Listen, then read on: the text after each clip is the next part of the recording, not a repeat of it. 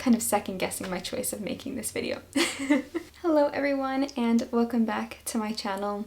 Today I am really excited because I'm going to be talking about book to movie or TV show adaptations.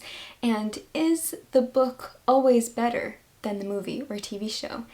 In some cases it is, in most cases it is. Sometimes they're just as good as the adaptation, the book to adaptation, and sometimes I think that the movie or TV show adaptation is better than the book.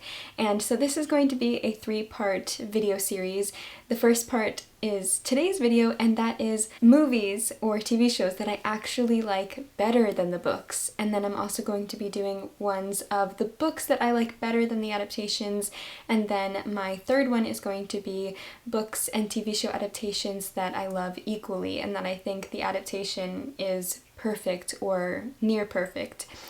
I'm really excited about this topic because I love reading a book and then watching an adaptation. I love book to movie adaptations or TV shows, and I feel like it's a really fun topic to talk about. This is really just my personal opinion. You guys obviously don't have to agree, but I feel like this is a really interesting topic to talk about, like I just said. So I would love to know what movies or TV show adaptations that you think are better than the book, and then for each episode of this little 3-part series, you guys can let me know your own opinions. So anyway, without further ado, I'm just going to start talking about the movies that I think are better than the books, or the TV show adaptations. The first book I don't have a copy of, but I will put a picture of the movie on the screen, and that is Atonement. Atonement is from 2007. It is directed by Joe Wright, who also directed Pride and Prejudice and Anna Karenina, and those two will be featured in another video, but I love the movie of Atonement. I think as a film it is gorgeous. I love the cinematography, I love the costume design, I love the set design, I love everything about it. The acting is unbelievably incredible, and as a story I feel like it translates so well in a visual media or medium. And when I read the book I was expecting to completely love the book as much as I loved the movie, because I did watch the movie before I read the book. And for some reason, I don't know why, I was not connecting to the story as much. I don't know if it's because we're following Bryony mainly. Bryony is our main character, and we are following the story through her perspective, but the movie really gives you multiple perspectives, even though the book does as well through Bryony. But for some reason, I just feel like it works better as a film. It's also just so visually stunning, and I feel like the writing is beautiful. And most of the time when I prefer a book over a movie, it's because of the writing, and you can't translate writing into a visual form because the words are what makes it so beautiful and what you love about it. But I feel like Atonement as a film is just stunning, and I like it. I like it more than the book. The next one I feel like might be a little controversial, just because I don't want to offend any Jane Austen fans. I love Jane Austen, but I do prefer the movie over the book for Emma. Emma is one of my favorite books, so I will just put that out there in the beginning. But the 2020 adaptation, I just adore it. And so I read the book first, and then I watched the adaptation. And so when I read the book, I thought it was maybe a 4-star, and I really loved it, but it wasn't a 5-star. It wasn't a standout to me. It wasn't my favorite Jane Austen. I still preferred Pride and Prejudice over it. And then I watched the 2020 adaptation and fell head over heels in love with it, and it made me love the book even more. And that happens a lot with me and Jane Austen. I don't know if it's because of the way that she writes. I'm not sure. I love her writing. I love the way that she writes. But the way that they translated it into the 2020 film. Also, before you guys mention it, I tried watching the miniseries of Emma. I forgot what year it came out, the 2000 something. And I did not love it. I didn't love it. So I do love with my whole heart the 2020 adaptation. I think it is, again, visually gorgeous. Like the sets, the costume, the acting, oh my gosh. The way that they translate the story in such a humorous light, I love it. It captures Jane Austen's essence and humor so perfectly. I want to live in this film, and I adore it, and I think it's a beautiful translation. I feel like sometimes with Jane Austen, I know that the miniseries go into much more depth, but I feel like with Jane Austen, I kind of don't mind when they condense her stories. Again, totally personal preference, but I just love the way that they took the structure of Emma, and you don't really need any more, in my opinion. I'm like playing it in my head as I talk about it, and it's just one of my favorite movies ever, and I think I do prefer it over the book. The movie made me love the book even more, so I feel like that's a true sign of loving the movie more than the book. The next movie that I love more than the book, I love this book, I love these books, but I think I do prefer the movie. Again, I watched the movie first, so I feel like maybe that has something to do with it if I read the book first and then watched the movie, but that's what I did with Emma, and I still preferred the movie, so I don't know. Anyway, that is The Princess Bride by William Goldman. I recently talked about this book in one of my recent videos. What was it? Was it Classics Worth Your Time? Possibly. I love The Princess Bride, but I did grow up watching the movie adaptation. This cover is the movie tie-in edition, and this is a hilarious, wacky, weird fairy tale adventure story with pirates and giants and thieves and just everything, witches and kings, and just so much happens in this book, and it's so wacky and crazy and weird, and the movie is wacky and crazy and weird, but I love it. The main male love interest, Wesley, this is also Buttercup, they are star-crossed lovers, and Wesley was probably one of my first celebrity or fictional crushes after Leonardo DiCaprio in the Titanic. That was like my first huge celebrity crush. But yes, I loved Wesley, so this movie and book has a really special place in my heart. But also one of my favorite scenes, and I just feel like it works so well visually. It's amazing in the book too, but I find it a bit more satisfying when you watch it, is the part with Inigo Montoya, and there's this character Inigo who he's trying to avenge his father's murder, and when he's facing the person that killed his father, he has his sword on him and he says, "My name is Inigo Montoya, you killed my father, prepare to die," and just like the whole scene is incredible and I love it so much. It's probably my favorite scene of the whole film. I recommend reading it as well, but if you haven't watched it, I would definitely watch it. Just a heads up that it's really weird, but it's weird in a really fun way. So yes, that's The Princess Bride. Also forgot to mention that Princess Bride was released in 1987. The next movie that I like more than the book is Breakfast at Tiffany's. This is obviously written by Truman Capote, but the film came out in 1961. Audrey Hepburn, is she my #1 favorite actress? She's my favorite actress who is no longer alive, I would say. I love Audrey Hepburn. I've watched almost all of her films. She is just as a human being and as an actress, I love her so much. She is just such an inspiration. And anyway, let's talk about Breakfast at Tiffany's. So I watched Breakfast at Tiffany's first, and then I read the book, and I don't know why, maybe it's because I love Audrey Hepburn so much, but I felt so much more connected to the story through the film rather than through the book. Breakfast at Tiffany's is following Holly Golightly, who's a very, I don't know if flighty is the right word. It says, in the seductive, wistful masterpiece, Truman Capote creates a woman whose name has entered the American idiom and whose style is a part of the literary landscape. Holly Golightly knows that nothing bad can ever happen to you at Tiffany's. Her poignancy, wit, and naivete continue to charm. It's so hard to describe her personality, but basically what I love about the film is just the whole atmosphere and the whole charm of the film itself. Even the music that they add to it, like Moon River, is just... it just works so well as a film, and for some reason when I was reading the book I just felt kind of disconnected to it and not as connected to the film. The next movie that I prefer over the book I actually just watched and read for the first time, so I watched it first, and that is The Bridges of Madison County. This is written by Robert James Waller, and the film came out in 1995. I recently watched the film, and then I read the book, and the film took my breath away. Oh my gosh. It is directed and stars Clint Eastwood and Meryl Streep. It's the story of this woman who is content in her marriage. She has 2 kids, but she meets this other man, and they have this really, really palpable, star-crossed kind of love. And just the way that it is shown in the film, I'm trying to make sense. Having a hard time.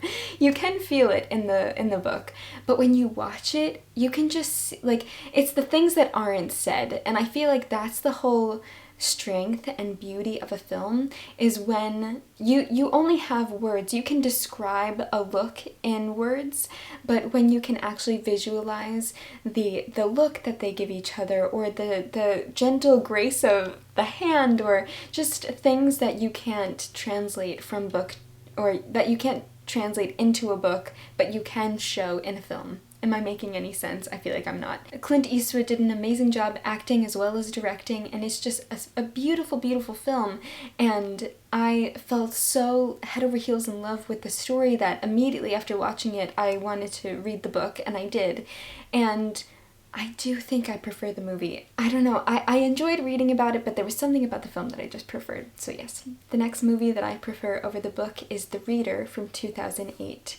I don't have a copy of the book, but I did read the book after watching the film, so maybe that does have something to do with it, but anyway, I really love the film. It is starring Kate Winslet, who I just think is such an incredible actress. She's one of my favorite actresses as well, and Ralph Fiennes, who plays the older main character, and I think it's a beautiful story about this older woman and this younger boy who have a relationship with one another, and we follow them through a lot of history in Germany, and it deals with aspects of World War II and her position in World War II, and also why it's called The Reader is because our main character reads Kate Winslet's character stories and books, and it has this very life-changing in a small way, but also in a big way, effect on her, and there's a reason why he always reads to her and she does not read to him. And the ending of what, like, it's just so good. I don't want to give anything away, but the acting is incredible. It's beautifully filmed, and for some reason, again, kind of like these other books, when I read it, it just didn't have the same grip on me that the film did, and again, I don't know why. I do feel like you were able to connect a little bit more with the characters in the film, just because sometimes I think a visual connection feels very different to the connection you can make when reading, and that connection to the film was stronger than the one to the book, if that makes any sense. Like, the writing didn't really blow me away or anything. There was something missing for me, and there wasn't really anything missing for me when I watched the film, so that's my opinion on The Reader. The next movie that I prefer over the book is The Curious Case of Benjamin Button by F. Scott Fitzgerald, and the movie from 2008. The movie from 2008 is starring Brad Pitt, who I think is an absolute smash. When he's about, I don't know, like a young man to slightly older, I just feel like that he's so beautiful. And it's also starring Cate Blanchett, who I think is such an incredible actress as well. She plays the main female character a bit older, and I love the movie. First of all, let's just talk about the book. So, The Curious Case of Benjamin Button is a short story written by F. Scott Fitzgerald, who I love F. Scott Fitzgerald. I think he's amazing. One of my favorite books is The Great Gatsby. We will get into The Great Gatsby and that adaptation in another video. So I love F. Scott Fitzgerald. But, so this is a short story. It's 2 hours and 46 minutes long. So normally when you have a regular full-length novel, you get maybe an hour and 45 or 2-hour movie, but we have a short story that's translated into an almost 3-hour film. So we get so much more in the film than you do in the short story. They take it to such another place, and honestly, I wish that F. Scott Fitzgerald wrote it as a longer story because I feel like it has so much strength and so much potential, but I feel like it doesn't work as well as a short story as it could if they adapted, or if he wrote it in the way that they adapted it as the film. It's such an incredible idea as well of this man aging backwards. He is born as a very, very old, shriveled up little man he is born as a baby because he's small as a baby, but he has the characteristics, the physicality of an older person. And then through his life, he ages in reverse until he is old, but he is a child, he's a baby. And it's just an incredible concept, and I love the film so much. And I just was a little disappointed by the short story. I did watch the film before the short story as well. So take that into consideration. I highly recommend watching the movie if you haven't. It's so, so good. The next movie or movie series that I prefer over the books is Bridget Jones's Diary from 2001. Bridget Jones's Diary, again, I watched the movies first and then I read just the first book, Bridget Jones's Diary. And again, I just feel like even though it's her diary and we are reading it like we're reading her diary, and so it works really well as a book, I just feel like there's something so great about how they translated it into the movie series, and I just think that Renee Zellweger did such an amazing job being Bridget Jones, and Colin Firth and Hugh Grant. I love the movies so much. They're hilarious. I felt like sometimes the book felt a little cheesy and corny at times, like the jokes felt a little forced, but in the movie, I crack up every time I watch that movie, even though it's a diary, so obviously it works really well as a book. I just think it works better as a film. I think one of my comfort movies for sure. But the book, I read the book and I kind of thought, okay, like it's good, you know, but I feel like they took the adaptation and they pushed it even more, and I just prefer the movie. So I'm sorry if you prefer the book, but yeah, I feel like this video might be controversial. I don't know how you guys are gonna feel about this whole concept of preferring the movies. Kind of second guessing my choice of making this video.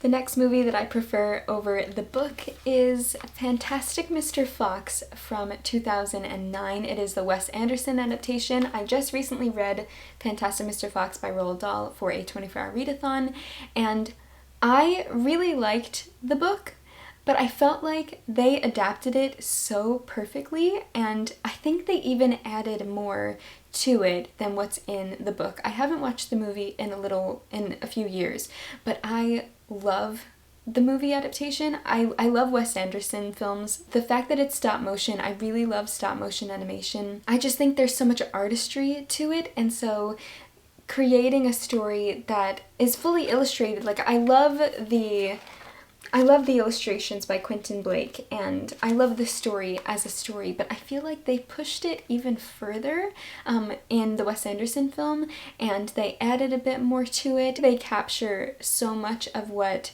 I love about Roald Dahl. Wes Anderson took it and pushed it even further, and that's what I love when we have an adaptation, is when they can take the written material and add something new to it, or push it further, or put maybe a spin on it that can change, I guess, your perspective. I just feel like he gives a bit more to the characters than we get in the book. This is, of course, a book for children, and I kind of feel like the Wes Anderson film almost feels like, is it for children? Like, it almost feels a bit more adult than for children, but I don't know.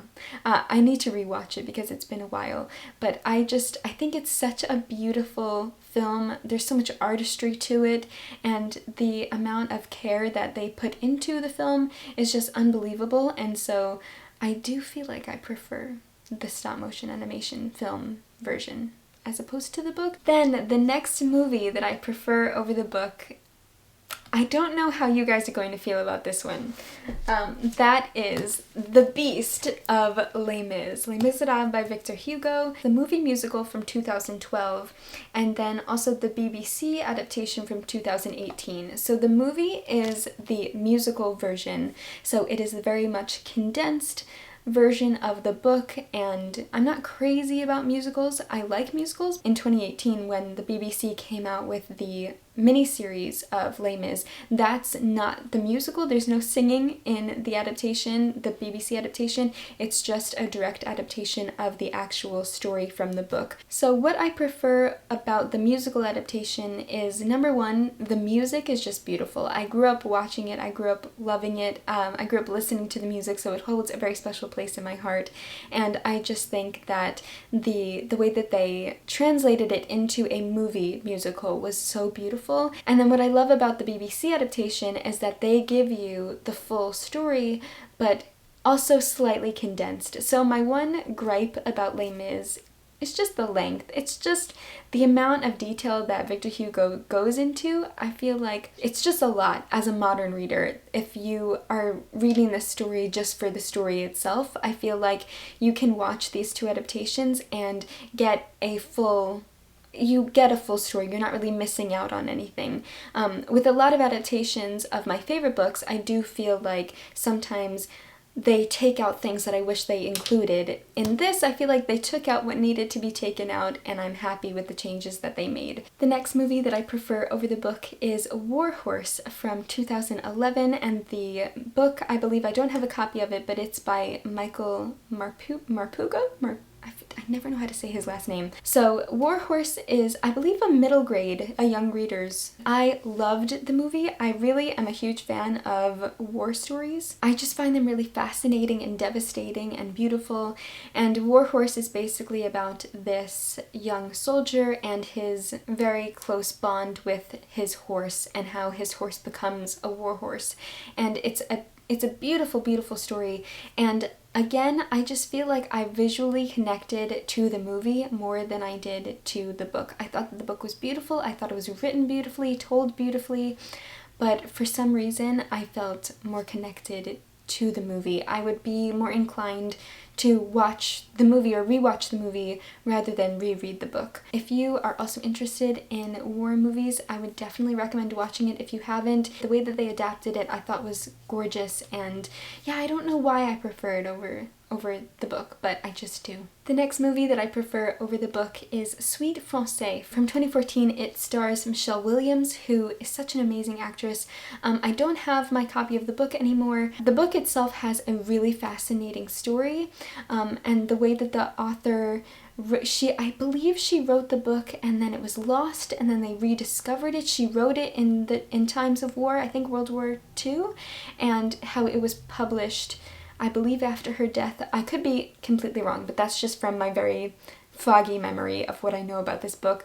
But anyway, so I do prefer the movie just because I feel like, again, it's the whole connection thing. It's really about how I feel, my emotional connection to the story and the movie.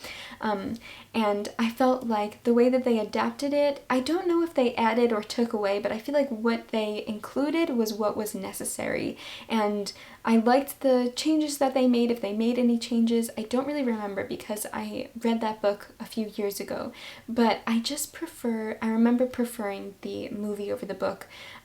Beautiful scenery, beautiful acting, the way that they adapted it was just very truthful to the story, and it felt like I said about a few of these other books, like Fantastic Mr. Fox, I feel like they took the story and they pushed it even further, and so that's why I prefer the movie over the book. The next movie that I prefer over the book is The Guernsey Literary and Potato Pie Society by Marianne Schaefer and Annie Barrows. The movie is from 2018, and this is written, it's an epistolary novel, so it's written in letters. When you write a story or a novel in letters, it does restrict you to only things that you can include in a letter. You can't really do everything visually that you can do in a regular prose novel. You could do more with the film visually. It has a whole cast of amazing actors, and the way that they adapted it was just so beautiful. I do believe that they did film it on Guernsey, and so the scenery was just gorgeous. It is a beautiful, beautiful film. The costume design, I love the costume design, and just the way that they took the story and ran with it, just like these other stories. I feel like they did so much with the adaptation, and that's so amazing when you can love a book. I did read the book first. When you read a book and then get excited about an adaptation, and they take what you love about the book and add even more to it, and they make you love it even more. I just think that that's so special and does not always happen. So yes, I do prefer the movie just because I feel like it does a bit more, and it is able to do a bit more than what they were able to do because it was written in letter format. But I do really love the story. I do really love this book. The next movie that I prefer over the book is Brooklyn. The movie is from 2015, and the book is by Colm Tobin. I never know if I pronounce his name correctly. I first watched the movie and I loved it. I tried reading the book and then I wasn't really loving it, so I thought, you know what, let me put it down. Maybe I'm not in the right mood for it. And then I picked it back up. Sorry, my phone has a reflection. I think it's going on my face. And then I tried picking up the book again, and again I just wasn't loving it. I pushed through and I read the whole thing, but for some reason I didn't love the book. I have really no idea why. I just didn't really connect to the story. I felt like it was not emotionless. I felt like there was more emotion in the film that they were able to capture visually through the acting. Saoirse Ronan does such an incredible job, and the story itself I think is told beautifully visually, and for some reason it just lacked something for me in the book. I don't know why, I don't know what. The writing didn't really blow me away. I did feel like I wanted a bit more from the writing, a bit more from the story. It felt a little harsh, I think would be a good word to describe the writing. But yes, so love the movie. Think that it's, again, beautiful costume design, beautiful acting, beautiful sets, beautiful scenery, just everything. The filming is stunning. Just, yeah, such a beautiful film. Then the last movie or TV show that I prefer over the book is The Handmaid's Tale by Margaret Atwood, and then the TV show that is still running on Hulu, which came out, the first season came out in 2017. I really love the TV show adaptation, and I do like the book, but I felt like, and Margaret Atwood, she is a genius. I will give her all the credit in the world. She is such an incredible writer. She is just such an icon, I think. But I do prefer the TV show just because, again, they took the story and completely ran with it. And they took all of the unbelievable things that happen in this book and they ran with it. Completely ran with it, and I love what they did. I love how they adapted it. I love what they added. The acting is so incredible. Again, I just feel like they give you so much more in the TV show than Margaret Atwood does in the book. You know that picture? Okay, this is going to be a perfect explanation. I'm going to put this picture up. So this is a picture, an iceberg, and it says the movie, and then underneath it's the book. And it's the underneath of the water is like the depth and the detail and how huge the iceberg is under the water. That's like the movie versus the book, or the book is the big part underneath. But I feel like in terms of The Handmaid's Tale, it's kind of reverse, because it almost feels like the top of the iceberg, the part that you can see above the water, is the book, and then underneath is what they do with the TV show. They add on so much to it. They go in so many different directions. They add a few characters, or they take the characters that are briefly mentioned and they give them entire storylines, and just they take it and they ran with it. And so I feel like what I love is that it is the reverse. A lot of the times, and you will see in my other video of books that I prefer over the movies, but a lot of the times you do get more in the book, the underneath part of the iceberg, than you do in the above part that you can see. But I think it's so wonderful when you can have that reverse, and it does make me love the TV show even more. Those are all of the movies or TV shows that I prefer over the books. I would love to know what you think of these. These are just the ones that I have read and watched both. There are a lot of books that I have read that I haven't watched the adaptation. There are a lot of movies or TV shows that I have watched that I haven't read the books. So these are the ones that I have read and watched both, and then these are the ones that I prefer the movie over the book. So you guys will see the books that I prefer over the movies, and also the ones that I think are equally just as amazing, the book and movie. So anyway, I hope you like this video idea. I would love to know what you think, and I hope you're excited to see the other 2 videos in this series.